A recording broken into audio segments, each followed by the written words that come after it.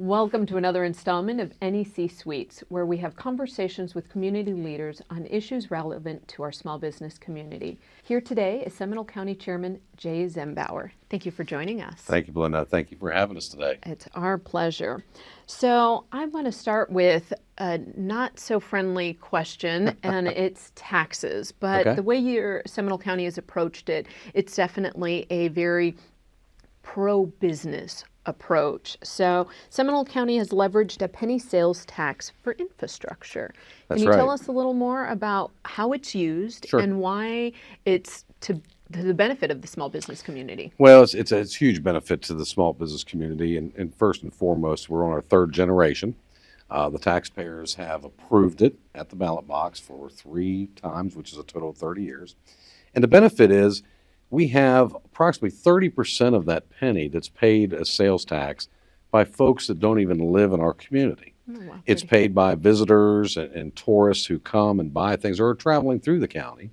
And the benefit is, if we did not have the 1 cent sales tax, we would not be able to put the infrastructure in place that allows for commercial and industrial development to be leveraging that quality of infrastructure for their business.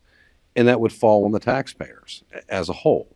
Now, in contrast, if we didn't have the penny and running the numbers, that would fall completely on our citizenry and ad valorem taxes and increase taxes on property owners to the tune of about 1.7 mils, Wow. which is substantial. Correct. So this is a great way to fund it. It's used only for infrastructure, roadways, drainage, intersection projects, those types of infrastructure which move employees and the citizens through the region as we connect through the Central Florida area through Seminole County. Wow. Well, congratulations. Yes. Having that tax renewed 3 different 3 times. occasions, 3 electoral Correct. times that it's gone through is quite the big feat. And in a county like Seminole County, you see the difference. It when speaks you've to got- it speaks to the value that our citizens find in that penny, and it's all about performing. And what the underlying benefit is, in government, many grants are available to cities and counties, but they're often matching funds. So if we're going to roll out a new infrastructure project, and let's just say it's $100 million, if we don't have 50 million, we can't get the federal grant for the other half. Correct. But the pennies allowed us to do that, where we have that money, so we turn that $50,000 worth of pennies, or $50 million worth of pennies, into $100 million worth of pennies. Leveraging it. And so that's the other additional benefit in getting that infrastructure in place. Correct. And there's a cost savings to that, doing the work sooner than later, right. because as we're learning in this environment, just supply chain issues, just time, there's cost associated with delaying things. So. Correct. The supply chain is absolutely an issue. The bigger issue is, and we plan our infrastructure 40 years out, and then we have a 5-year, 10-year, 15, 20.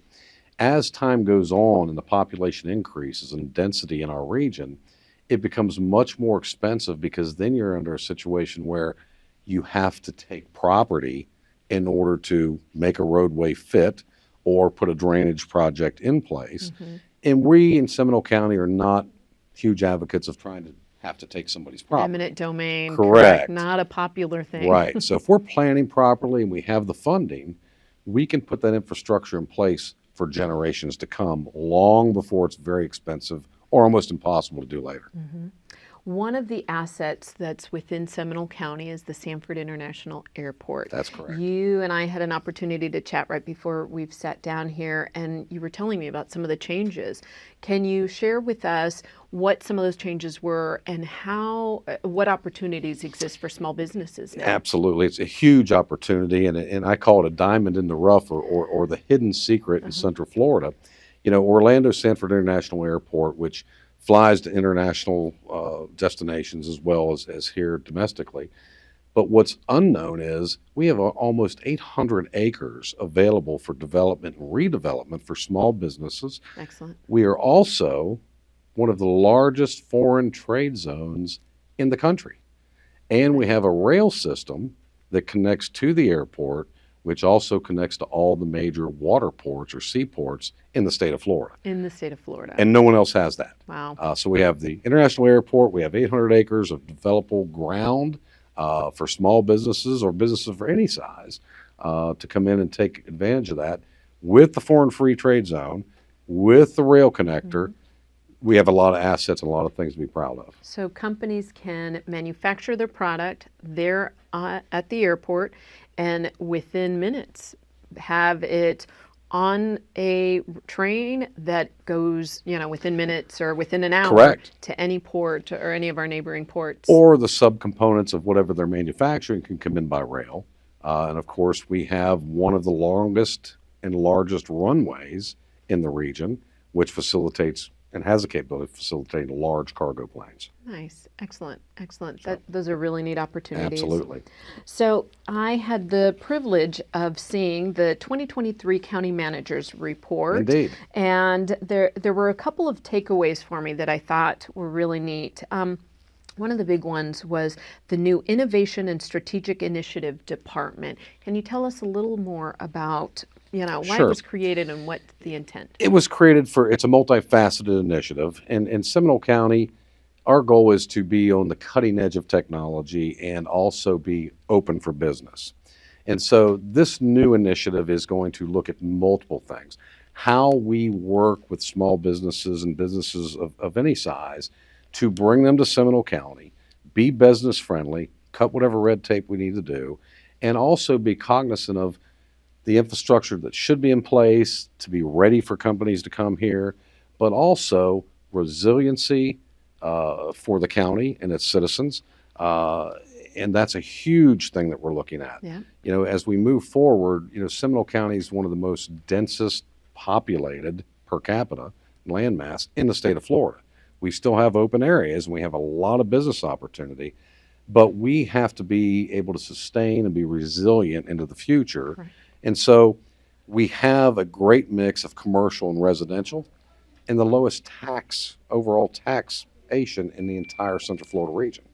So we really are a destination place for business. So this initiative is to handle that, get those companies to come in, and let's foster those industries to come into Central Florida. So it's the growing of economic development Correct. Opportunities and future ready proof. That's correct. The county. I love that term. Future ready. That's true leadership if you think of it. It It's is. preparing for the future. The resiliency Correct. piece, it's being able to weather a pandemic or any other kind of Right. natural catastrophe. It's easy for Economically. elected officials to deal what is right in front of them at the moment. Mm-hmm. And you'll find in Seminole County, our commissioners are truly looking into the future, what is best for the next couple generations. We have that obligation on us to not be so narrow-minded that a decision we make today is not going to impact something in the future. So we try to look holistically, how do we ensure we set the county up for success well into the future? Excellent. And that's a great segue to my next question. And it's most governments aren't necessarily known for efficiency when it comes to the development review process. Sure. Unfortunately, sometimes it's just the nature of how things Right. function. There needs to be checks and balances as development occurs to ensure things are being done correctly. Correct. In safe ways for the citizens. In Seminole County, you've created a Chief Administration of Development Review position. Yes. And Big tell name, it fancy is. name. I paraphrase it as an air traffic controller, if you will. Okay. What most people don't understand, what goes into development decisions is a great deal of different departments have to weigh in before a project can move forward. And that is our development services people to make sure it meets the right zoning, or if there's a zoning change needs to occur, it meets all state, federal statutes. We got to reach out to our partners at DEP, St. John's Water Management, make sure that happens. But then you have our public works people that have to look at the traffic side. Then we have to have our utilities people look at the utilities capability. Yeah. Then we got to have the health department look at certain things. If it's not going to be on public utilities, then engineering has to look at it from a drainage perspective and how it will impact the surrounding area. And what we learned and have seen through the years is trying to coordinate all those pieces efficiently just by nature is very difficult. So this office's job will solely be bringing all those together efficiently. They're all at the table at the same time, knowing what each other need, so we're not waiting days or weeks or months for this department to finish their part to only learn that they can't move forward in the other departments because they can't move forward over here. It's a great business decision. We've got new leadership at the top in Seminole County. We really, truly are excited where we're headed. You have an amazing county manager in Darren Gray. I've had the privilege of working with him. Yes. Both of us had time at Orange County government, so an incredible pick Yes, we're there. blessed. So you spoke about the development process in a way that you've been through it, and I think it's because you're a small business owner. In addition to being an elected official, you are a small business owner. Can you tell us about your entrepreneurial journey? Sure. So we have a family business. It'll be 50 years in business here in October of this year. We should have cake. Yes, indeed. Cake to celebrate. And most small businesses don't quite make it that long. Correct. It was our family business, which is Bowers Auto Center in Altamont Springs. We actually started in downtown Orlando, and then eventually moved. But believe it or not, our business was started with $500 back in October of 1974 with my father and my mother, who originally started it. Some years later, when I was a young man, my father unfortunately had some illnesses, and we lost him at the age of 50. I, as the oldest child, took over the business. I was working in the business as a teenager, and I would actually ride my bicycle, believe it or not, it's hard to believe, from Glen Ridge Junior High School over in Winter Park all the way down to I-4 in Amelia, where our first business started. Oh, wow. Now, most parents wouldn't let their children do that these days. Were there orange groves in between? There was. Safer roads. That's right. That was 1977, 78, 9 when I was doing that. And then we've grown into a larger facility now in Altamont Springs in Seminole County, which is where we make our business home as well as where we live, and the entire family lives there. But it's been a journey, and my interaction with government entities as a small businessman, you can imagine we're all over the map. And sometimes as a small business person, you go in to see people and they tell you A, B, C, D, and E.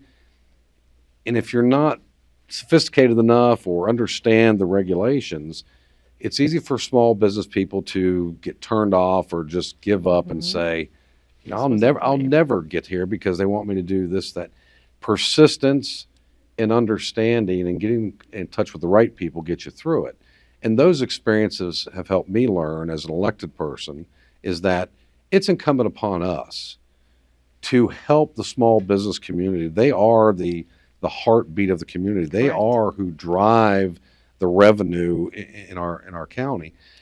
Anything we can do to make things easier, cut red tape, cut the costs, but also our EDC, Economic Development folks, are focused on working with UCF, Seminole State, the public school systems, and helping find employees, but also put on seminars and be helpful for the business community. So if somebody has a need, we can help them find their way without them just surrendering to the system, and then we've lost a small business person. And you're absolutely right. So the majority of businesses don't make it past the first 3 years, yet 80 to 90% of our U.S. economy is driven by small businesses. So it's so important that we provide them with resources. Absolutely. So thank you for having the foresight, not only based on your experience personally, but truly understanding the value and importance. Folks have heard me say before, if you look at the last 25 years, two out of every three jobs created in the United States, two out of every three was created by a small business. Absolutely. So resources like the ones that you fund, and I'm happy to Right. say this past year, Seminole County We has did. become an investor with the National Entrepreneur Center, and we will have a physical presence Right. in Seminole County to provide that educational, programming directly into the community. And to that point, that's a very good point. We have an obligation and we partner with folks like yourself and others who also have assets that can come to bear and assist these small business entities. So it's really a community working together through the region with partners to help the small business. And part of the issue is getting the word out Yes. to some of these small, you got Mr. and Mrs. Smith sitting in their dining room one night and they say, hey, wouldn't it be great if we started a floral shop? That's great. You've worked at one. I can do some of the work, but they don't have the necessary training on the business side. Correct. Or where they need to look for answers, where they need to get help. Absolutely. And a great idea develops. Yep.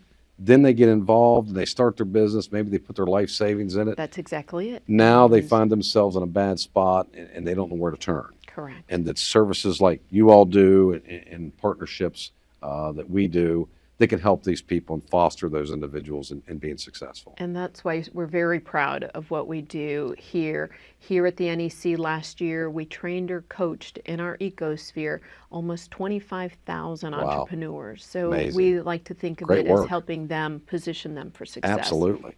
Good So, stuff. Thank you for being here Absolutely. today. I've enjoyed Thank you for having us. this. I will say one last question. Sure. If you had to give any starting entrepreneur a piece of advice, what would that be? Work hard, keep your faith, and don't be afraid to ask questions of other small business leaders. Lean on your county, go to your chambers and look at the assets. They're usually in the community, sometimes hidden, but you'll get the help that you need. Excellent. Yes. Love it. Well, thank you again. Thank I've you. enjoyed our conversation. Likewise. Start or grow your business, make connections, and see the possibilities. Thank you for joining us today.